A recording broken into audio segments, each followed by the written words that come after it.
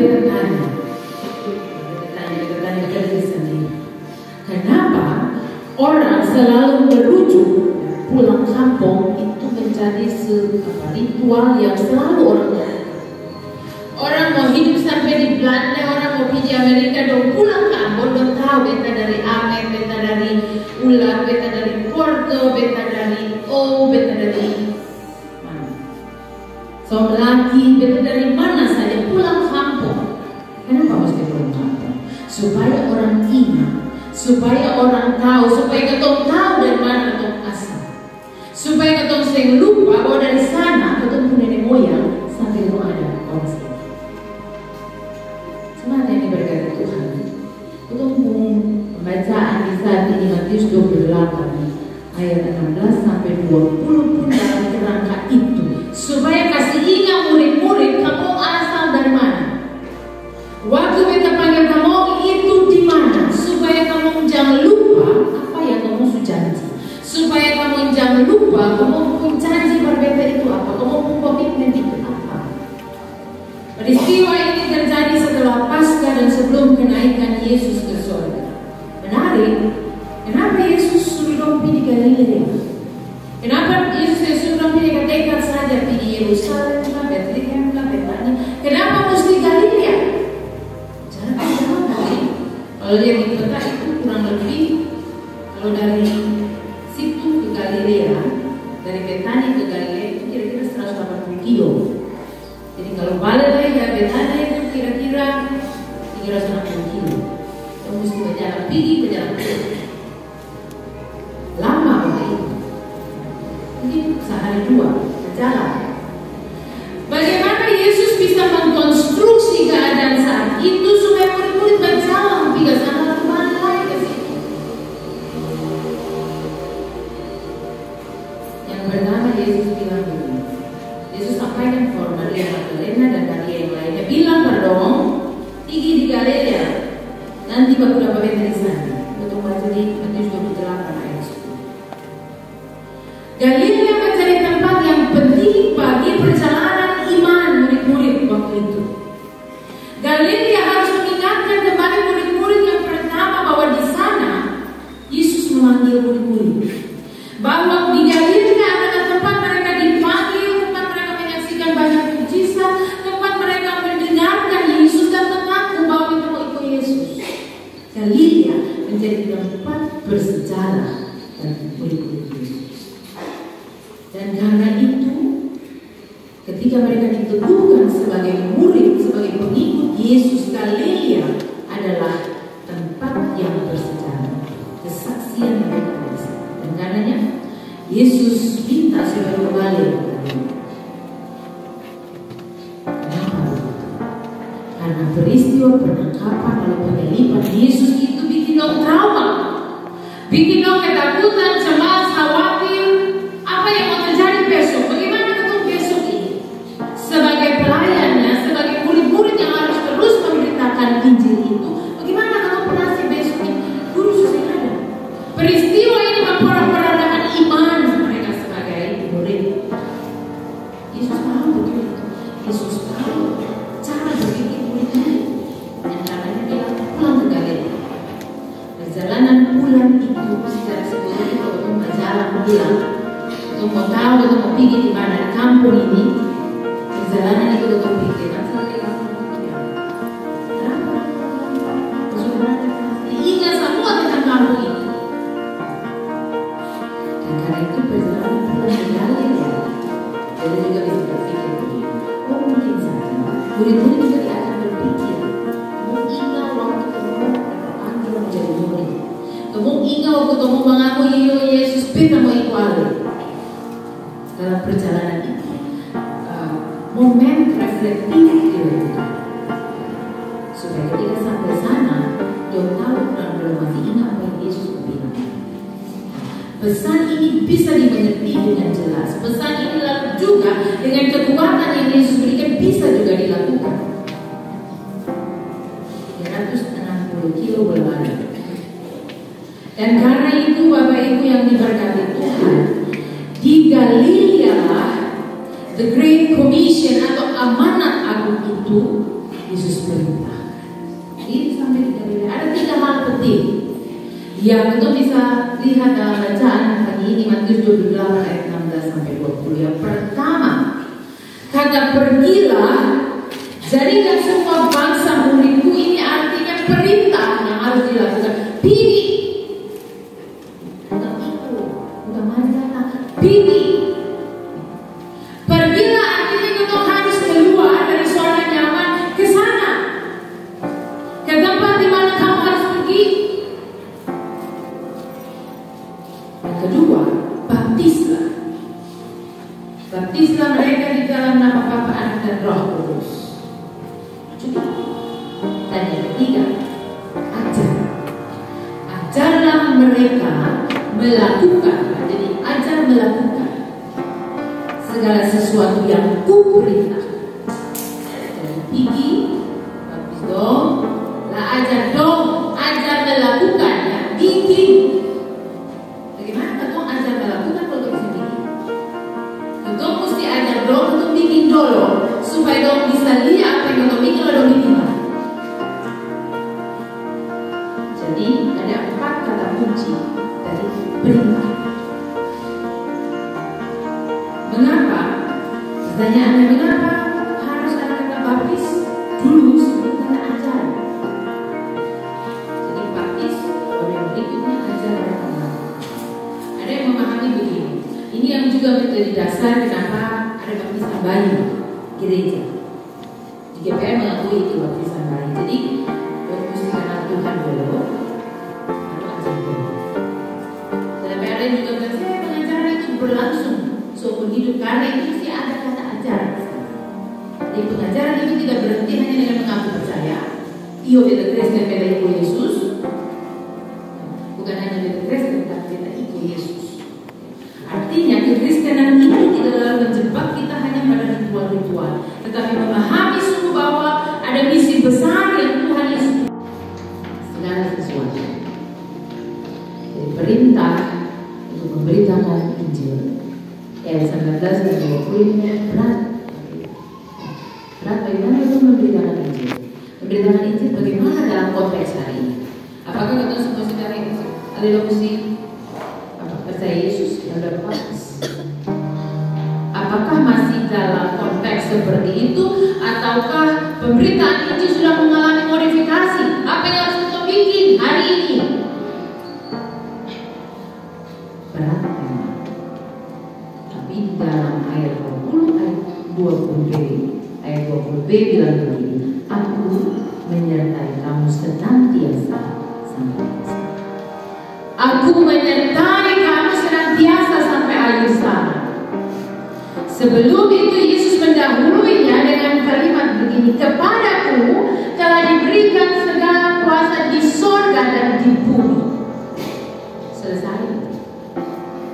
Yesus mau bilang di Betani ada kuasa, mau di sorga kan di bumi, di sini ada kuasa. Yang sama juga yang diberikan kepada murid-murid waktu itu. Kuasa yang sama.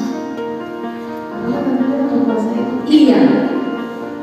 Kadang juga memiliki kuasa untuk bisa memberitakan firman Tuhan. Kadang juga memiliki kuasa untuk menjadi alat kesaksian bagi orang, semua orang di mana saja. Kenapa kata musik? Saya tahu karena Yesus berjanji di ayat 19 itu berkata begini, di ayat 18, kepadaku telah diberikan kuasa yang di surga dan di bumi. Kita juga punya kuasa yang sama. Bapak Ibu, saudara semua yang hadir orang sini juga punya kuasa yang sama. Jadi, saya boleh ada keraguan, saya boleh ada ketakutan, karena Yesus menyertai saya. Ini memberikan penegasan. Kalimat ini dikunci, aku menyertai engkau sampai akhir zaman. Aku menyertai kamu senantiasa, selalu, terus, berulang-ulang, kemana saja, kapan saja, senantiasa sampai akhir zaman.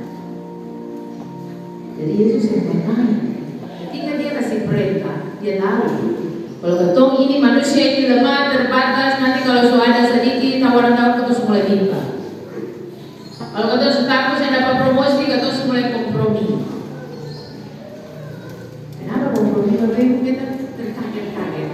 ketika membaca rilis KPK, ada begitu banyak anak Tuhan yang terlibat, ikut menyumbang, ikut menyogok dalam kasus gratifikasi wali kota. Bagaimana mungkin? Ketuk tahu memang sudah saya boleh, tapi ketuk kompromi karena apa? Karena takut. Takut saya dapat jabatan, takut saya dapat promosi, takut saya bisa karir ranjang. Ketuk takut Bapak Ibu.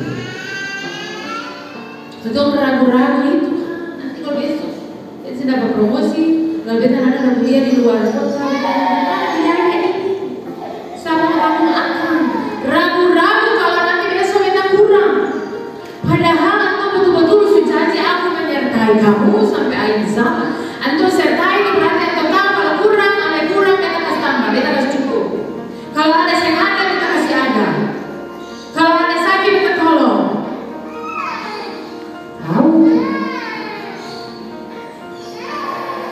Dan karena itu ada catatan penting dari kisah ini.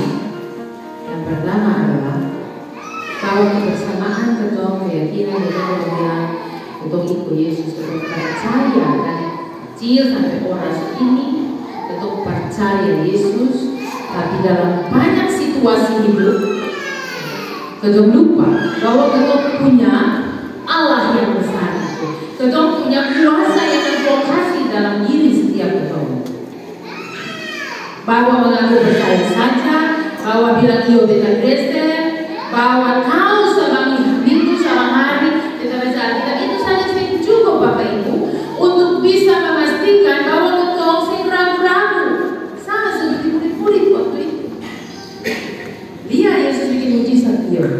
Lihat Yesus selalu saja kasih pengajaran yakin itu iya. Tapi apa dong saya takut? Takut. Karena kemanusiaan muncul. Nanti kalau dia dapat dulu bagaimana? Keraguannya muncul. Dan karena itu kita bukan hanya sampai atau berhenti pada kata bilang iya percaya, tapi iya dan percaya itu harus dihidupi dalam tindakan hari-hari. Iya dan percaya itu harus kita imani. Ketika kita kurang kita tahu atau harus cukup. Saya tahu dia cara apa supaya kita saya terjebak dengan pilihan-pilihan yang justru tidak terus dalam saya atau bikin cari pemenang dalam saya. Yang kedua, bahwa kekuatan kita untuk memberitakan Injil itu diberikan Yesus. Kuasa itu dan Tuhan suka kasih pada Petra di sorga di bumi. Tuhan kasih pada murid atau Tuhan kasih pada semua. Yohanes 20 ayat 21. Sama seperti Bapa mengutus aku, demikian pula sekarang aku mengutus kamu. Jadi mandataris itu diberikan sama itu otoritas. Kalimat ini artinya bahwa memberitakan itu adalah teladan hidup. Bukan hanya berhenti pada betul tunggu mujizat, betul tunggu penyembuhan, betul tunggu betul dapat berkat-berkat yang mungkin betul definisi sebagai betul diberkati dengan naik jabatan, promosi, dan berkat banyak fasilitas. Bukan hanya berhenti di situ Bapak Ibu, tetapi justru puncak pemberitaan Injil itu nanti ketika Yesus harus menjalani pemberitaan itu, lalu dia mati dan dia bangkit, kemenangan ada di ujung sana. Artinya kalau kita memberitakan Injil hari ini dengan banyak persoalan yang terjadi dalam kehidupan pribadi, keluarga, rumah tangga, bagaimana kita memberitakan Injil? Tetap bilang supaya memastikan bahwa orang lihat ketong, orang tahu Tuhan hidup di dalam ketong, bahwa Tuhan itu besar, bahwa Dia Allah yang setia pada janjinya, bahwa penderitaan, kematian itu tidak lalu mengambil atau merampas keimanan kita, keyakinan dan pengharapan hidup di masa depan. Keyakinan bahwa sampai orang ini kalaupun beta doa belum Tuhan jawab, beta anak-anak masih hidup susah saya apa-apa, tapi Tuhan janji Tuhan sertai ketong selalu, bahwa Tuhan janji masa depan itu adalah hari depan yang penuh dengan kemenangan. Tuhan janji. Pertanyaannya siapa yang mesti beritakan Injil? Ketong semua. Ketong semua yang hari ini ada. Ketong pun tanggung jawab untuk memberitakan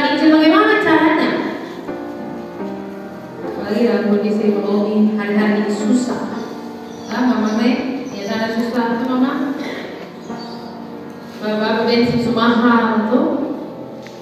Bagaimana kita mesti memberitakan Injil? Kalau ada yang bilang sebelah ini betul, sebelah ada susah. Bagaimana kita memberitakan Injil? Memberitakan Injil adalah ketika kita tahu kita kurang, tapi kita pun kurang itu kita bisa lihat orang lain, kita bisa tolong orang lain, kita bisa jadi berkat para orang lain. Itu memberitakan Injil. Bukan berarti memberitakan siapa lagi.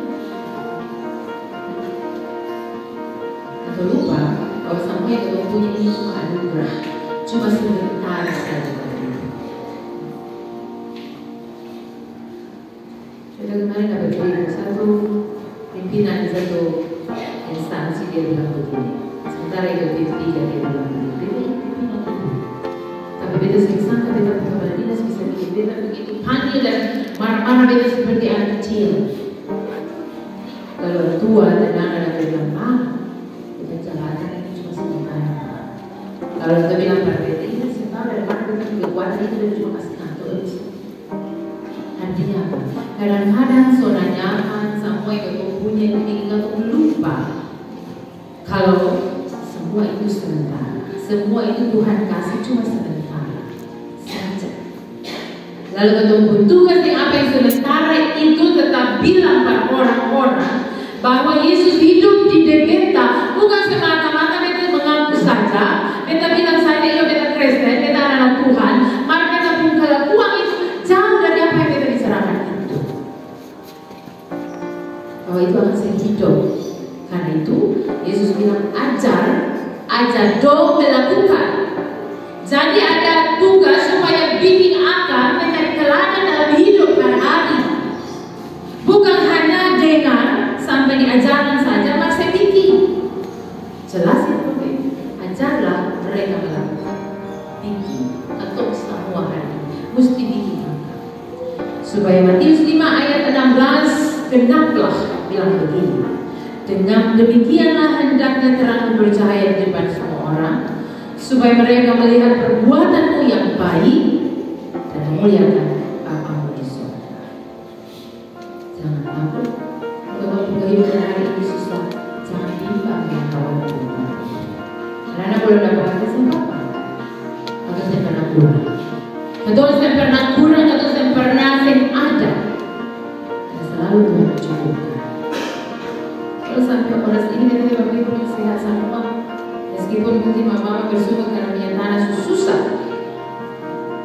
Atau saya tahu besok-besok ini nanti bagaimana biaya hidup tambah tinggi, anak-anak boleh sekolah biaya, maka itu saya tahu. Tapi ingatlah janji ini. Matius 28 ayat 20b, aku menyertai kamu senantiasa sampai bersama. Supaya ketika Allah yang kita percaya itu berjanji pada Ishak, Abraham, Daud bersaksi. Mazmur 37 ayat 25, dahulu aku muda, sekarang aku telah menjadi tua, tetapi tidak pernah kulihat orang benar ditinggalkan atau anak cucunya bertahun-tahun. Itu janjinya pada Daud. Kalau Allah yang sama berjanji pada Daud, Abraham, Ishak, Yusuf, dia genapi Allah yang sama juga yang berjanji pada kita semua orang ini. Anak-anak muda yang masih berkumpul dengan studi, dengan pekerjaan, percayalah bahwa dia akan menggenapi tepat pada waktunya. Amin. Amin. Tuhan Yesus memberkati kita semua. Karunia Tuhan Yesus Kristus, kasih Allah Bapa dan persekutuan Roh Kudus menyertai jemaat hari ini sampai selama-lamanya.